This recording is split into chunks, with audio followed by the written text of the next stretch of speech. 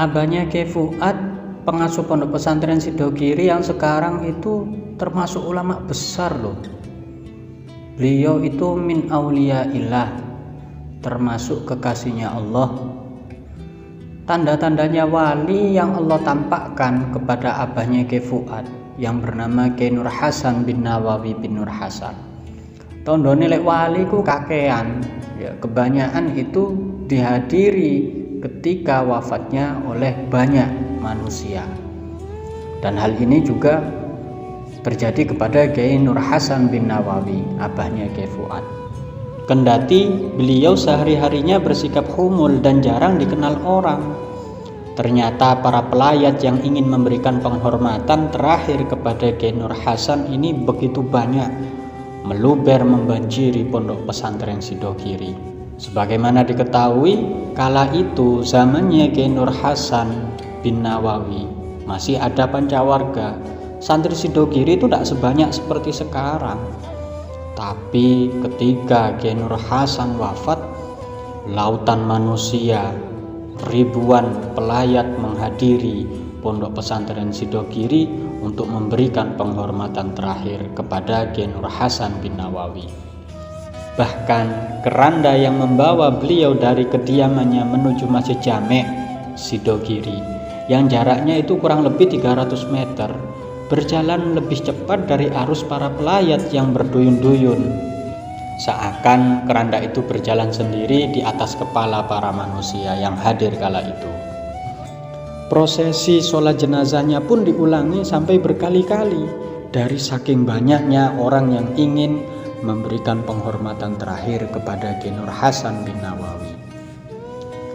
Ada hal aneh, kisah menarik saat wafatnya Kyai Nur Hasan bin Nawawi, abahnya Kyai Fuad ini, yaitu hadirnya 3 habaib yang berasal dari kota berlainan di luar negeri. Habaib satunya dari kota Madinah, yang nomor 2 dari Mekah, dan yang ketiga dari Hadramaut Yaman, kotanya para wali.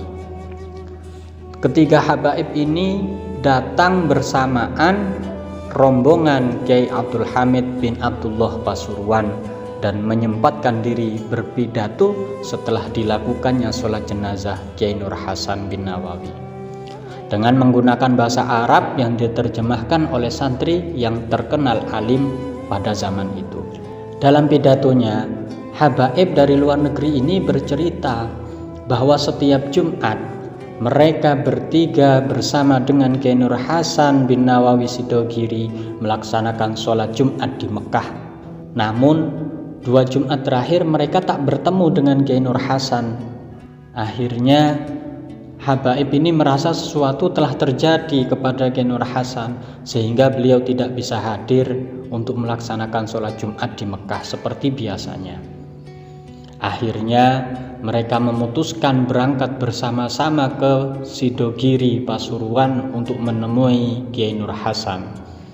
Ternyata benar, selama 2 minggu itu, 2 Jumatan itu, Kyai Nur Hasan benar-benar sakit yang menyebabkan beliau akhirnya wafat dipanggil oleh Allah Subhanahu wa Ta'ala. Masya Allah, ini termasuk min auliyaillah, termasuk karomah yang Allah tampakkan kepada Kyai Nur Hasan bin Nawawi.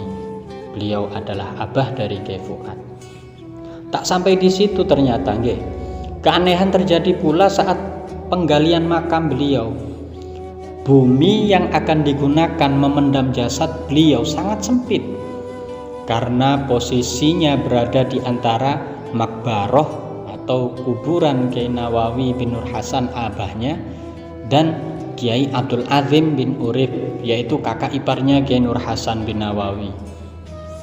Namun Kyai Khalil tetap memerintahkan agar jasad kakaknya ini dikebumikan di tempat itu, di tengah-tengah antara pesariannya abah dan kakak iparnya.